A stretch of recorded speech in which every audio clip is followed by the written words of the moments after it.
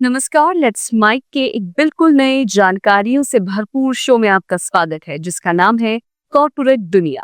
ये सिर्फ एक प्रोग्राम नहीं है, बल्कि एक खिड़की है उस दुनिया की तरफ जहां बिजनेस की चालें, स्टार्टअप्स की उड़ानें, मार्केट की धड़कनें और कंपनियों के भीतर की कहानियां आपको समझाई जाएंगी, आसान, रोचक और भरोसेमंद अंदाज में। आइए सबसे पहले नजर डालते हैं कारोबार की दुनिया की आज की खबरों पर। भारत की the most dynamic housing micro market ने 2021 के अंत और 2025 के मध्य तक निवेशकों और मकान मालिकों के लिए काफी अच्छा रिटर्न दिया है।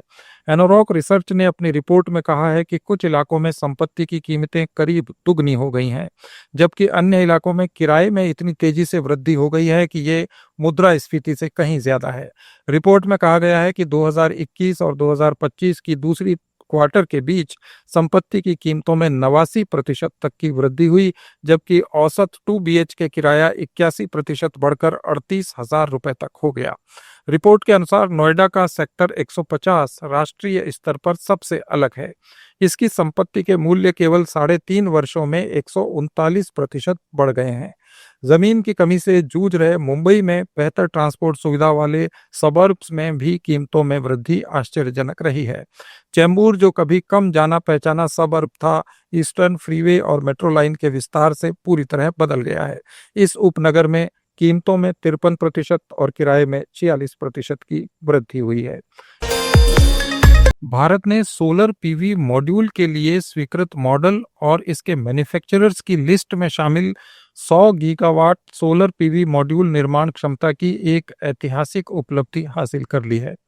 प्रधानमंत्री नरेंद्र मोदी ने 100 गीगावाट सोलर पीवी मॉड्यूल निर्माण क्षमता हासिल करने के लिए भारत की सराहना की और इसे आत्मनिर्भरता और क्लीन एनर्जी को लोकप्रिय बनाने के प्रयासों की दिशा में एक बड़ा कदम बताया। प्रधानमंत्री ने कहा कि ये आत्मनिर्भरता की दिशा में एक महत्वपूर्ण उपलब्धि है।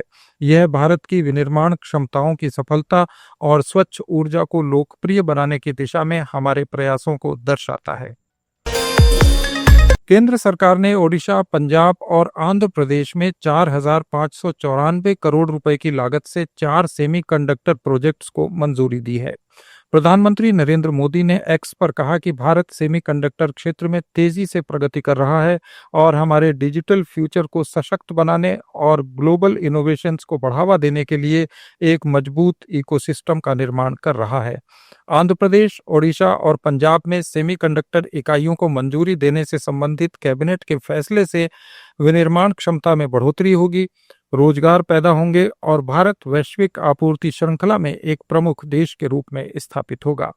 केंद्रीय मंत्री अश्विनी वैष्णव ने कहा कि ये चारों संयंत्र बहुत जल्दी अपना काम शुरू कर देंगे, जैसा कि पिछले 6 संयंत्रों के मामले में देखा गया है। All the 4 plants will start their construction work very soon. As you have seen in the case of first 6 plants, the permissions, everything came in a record time, within 100 days most of the times, and within 6 months they started their design and construction. Same progress we think we will have in this. Honorable Chief Minister of Andhra and Honorable Chief Minister of Odisha, they just spoke with me. They thanked Honorable Prime Minister and they committed that they will start the construction work in record time. Both of them committed that they will start the construction work in record time. I just came after speaking to them. Bharat Singapore मंत्री स्तरीय गोलमेज सम्मेलन का तीसरा दौर नई दिल्ली में शुरू हुआ। वित्त मंत्री निर्मला सीतारमण ने विदेश मंत्री डॉक्टर एस जयशंकर, वाणिज्य और उद्योग मंत्री पीयूष गोयल और रेल मंत्री अश्विनी वैष्णव के साथ इस राउंड टेबल कॉन्फ्रेंस का नेतृत्व किया। सिंगापुर के डेलीगेशन का नेतृत्व वहां के उप प्रधानमंत्री और व्यापार और उद्योग मंत्री गान किम यंग ने किया। विदेश मंत्री डॉक्टर एस जयशंकर ने एक्स पर भारत सिंगापुर व्यापक रणनीतिक साझेदारी को मजबूत करने की उनकी प्रतिबद्धता के लिए धन्यवाद दिया। उन्होंने कहा कि भारत सिंगापुर मंत्री स्तरीय गोलमेज सम्मेलन में सार्थक बातचीत हुई। सरकार और उद्योग के बीच तालमेल भारत सिंगापुर रिलेशंस के अगले चरण को खोलने की चाबी है। देश के कॉरपोरेट जगत को उम्मीद है कि भारत और अमेरिका टैरिफ पर बातचीत के जरिए समझौता कर लेंगे। फाइनेंशियल सर्विस प्रोवाइडर एमके की ओर से आयोजित एक कार्यक्रम में उद्योग जगत के प्रमुख लीडर्स ने कहा कि भारत से अमेरिकी आयात पर अंतिम टैरिफ आखिरकार कम दर पर तय होगा। कॉरपोरेट हितधारकों के अनुसार 21 दिनों की ऑफ रैंप अवधि से भारत और अमेरिका के बीच बातचीत के जरिए समझौता हो जाना चाहिए, क्योंकि अमेरिकी मार्केट में सबसे ज्यादा इन्वेस्ट करने वाली कंपनियों के लिए कई योजनाएं हैं, जिनमें उत्पादन को दूसरे क्षेत्रों में स्थानांतरित करना शामिल है। हालांकि ऐसे स्टेप्स उठाने में समय लगेगा। बिजनेस लीडर्स को उम्मीद है कि सरकार इस असर को कम करने के लिए संभावित ऋण गारंटी योजना सहित कई और उपाय करेगी। उन्होंने कहा कि व्यापार संबंधी मुद्दों के अलावा भारत के घरेलू बाजार के लिए सेंटीमेंट पॉजिटिव बना हुआ है। इस बीच सरकार अभी भी वॉशिंगटन के साथ Bharat America bilateral trade agreement पर चर्चा में शामिल है। इसका उद्देश्य टैरिफ स्टेबिलिटी और दीर्घकालिक व्यापार पूर्वानुमान के माध्यम से बिजनेस और इन्वेस्टमेंट का विस्तार करना है। देश का सबसे बड़ा bank state bank of India IMPS fund के जरिए फंड ट्रांसफर पर 15 अगस्त से शुल्क वसूलेगा। अब 25,000 रुपए से 1 लाख रुपए तक के ऑनलाइन ट्रांसफर पर 2 रुपए, 1 से 2 लाख रुपए के ट्रांसफर पर 6 रुपए और 2 से 5 लाख रुपए भेजने पर 10 रुपए का शुल्क लगेगा। एसबीआई के अनुसार बैंक शाखा के जरिए आईएमपीएस लेन देन पर लगने वाले शुल्क में कोई बदलाव नहीं किया गया है। सैलरी पैकेज अकाउंट होल्डर्स को ऑनलाइन आईएमपीएस लेन देन पर पूरी छूट मिलती रहेगी। कॉरपोरेट ग्राहकों के लिए संशोधित शुल्क 8 सितंबर 2025 से लागू होंगे। इसके साथ ही करंट अकाउंट में गोल्ड, डायमंड, प्लेटिनम, रोडियम, सरकारी डिपार्टमेंट्स, ऑटोनोमस बॉडीज और वैधानिक निकायों को ऑनलाइन आईएमपीएस पर शुल्क से छूट मिलती रहेगी।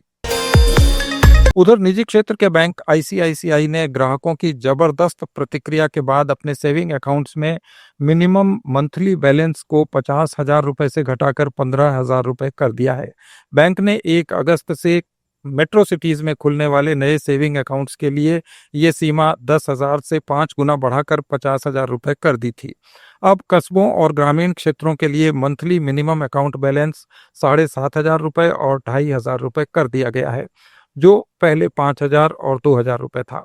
नई शर्तें वेतन खातों, सीनियर सिटीजन्स, पेंशनर्स, बुनियादी बचत बैंक जमा खाता, प्रधानमंत्री जनधन योजना और विशेष जरूरत वाले लोगों के खातों पर लागू नहीं होगी। इसके साथ ही 31 जुलाई 2025 से पहले बैंक में खोले गए बचत खातों पर भी इन बदलावों का कोई प्रभाव नहीं पड़ेगा। कम बैलेंस होने पर बैंक 6% या अधिकतम 500 रुपए, जो भी कम हो, इतना जुर्माना वसूल सकता है। 4 अक्टूबर से बैंकों में जमा किए गए चेक कुछ ही घंटों में क्लियर हो जाएंगे। आरबीआई ने चेक ट्रंकेशन सिस्टम को continuous clearing and settlement on realisation में परिवर्तित करने की घोषणा की है। आरबीआई ने बताया कि यह प्रक्रिया 2 चरणों में लागू होगी। पहले चरण का क्रियान्वयन 4 अक्टूबर से शुरू होगा और दूसरे का 3 जनवरी से लागू होगा। नए सिस्टम में चेक को सुबह 10 से शाम 4 बजे तक पेश करना होगा। चेक के कंफर्मेशन के लिए बैंकों को शाम 7 बजे तक का समय दिया जाएगा। अगर समय सीमा के भीतर बैंक की ओर से कोई टिप्पणी नहीं दी जाती है तो चेक को एक्सेप्टेड माना जाएगा। दूसरे चरण में बैंक को चेक पेश होने के 3 घंटे के अंदर उसे क्लियर करना होगा। डोनाल्ड ट्रंप की तरफ से ब्राजील पर लगाए गए 50% टैरिफ के जवाब में ब्राजील सरकार ने एक बड़ा कदम उठाया है। ब्राजील सरकार ने अमेरिका की ओर से लगाए गए 50% टैरिफ से प्रभावित स्थानीय एक्सपोर्टर्स की मदद के लिए एक नई योजना शुरू की है। इसका नाम है सॉवरन ब्राजील, जिसके तहत सरकार 30 अरब रियाल यानी करीब 5.5 अरब अमेरिकी डॉलर की आर्थिक सहायता देगी। इस योजना को राष्ट्रपति लुइस इनासियो लूला दा सिल्वा ने निर्यातकों की मदद की दिशा में पहला कदम बताया। उन्होंने कहा कि संकट के समय घबराने की नहीं, बल्कि कुछ नया करने की जरूरत होती है। अमेरिका द्वारा लगाए गए प्रतिबंधों के पीछे दिए गए कारण निराधार हैं।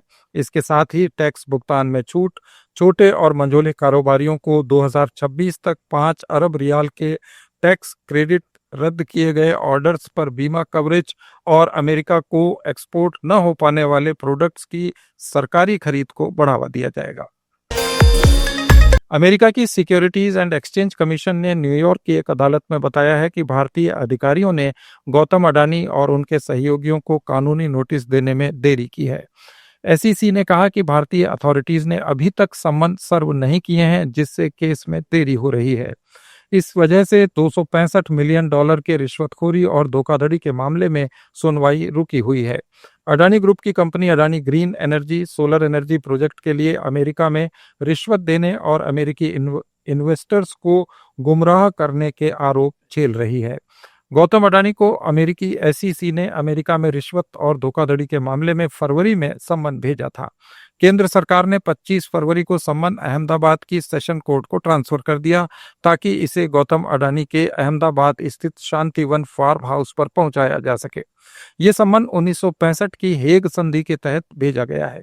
इससे पहले 23 नवंबर को अमेरिका ने अडानी को आरोपों पर अपना रुख स्पष्ट करने के लिए सम्मन भेजा था। गौतम और सागर अडानी को 21 दिनों में SEC को जवाब देने के लिए तलब किया गया था। पिछले साल अमेरिका में अडानी सहित 8 लोगों पर अरबों रुपए की धोखाधड़ी के आरोप लगे थे। अटॉर्नी ऑफिस के आरोप पत्र के मुताबिक अडानी की कंपनी ने भारत में रिन्यूएबल एनर्जी के प्रोजेक्ट गलत तरीके से हासिल किए थे। इसके लिए सरकारी अधिकारियों को $250 मिलियन यानी करीब 2029 करोड़ रुपए की रिश्वत देने का आरोप लगाया गया था। National payments corporation of India यानी NPCI ने 1 अक्टूबर से UPI में पीयर टू पीयर यानी P2P कलेक्ट रिक्वेस्ट को पूरी तरह बंद करने का निर्देश दिया है।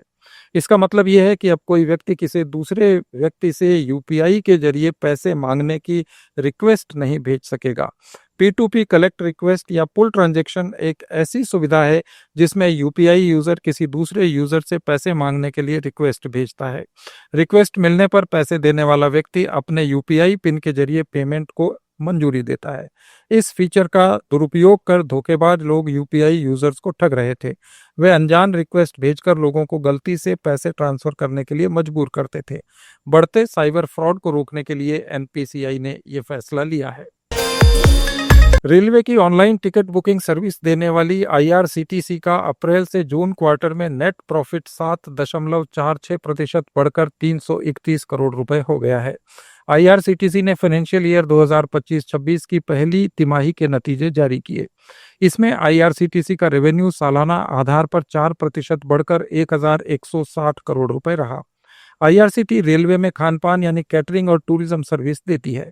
ये कंपनी 2 तेजस ट्रेनों को भी संचालित करती है। इसकी वेबसाइट और मोबाइल ऐप के जरिए हर दिन 12 लाख से ज्यादा टिकट बुक किए जाते हैं। IRCTC फ्लाइट और बस ट्रैवल बुकिंग की सुविधा भी देती है। ये थे कॉर्पोरेट दुनिया के आज के कुछ प्रमुख समाचार। अपडेट्स के लिए जुड़े रहिए लेट्स माइक के साथ।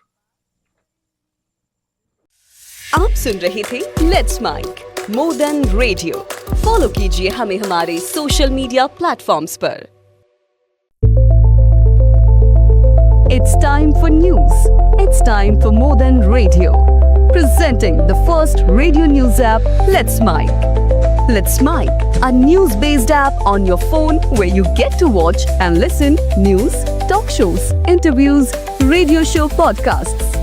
On Let's Mic, you get all relevant information of TV, print, radio, podcast, and digital. Let's Mic talks about every segment of life.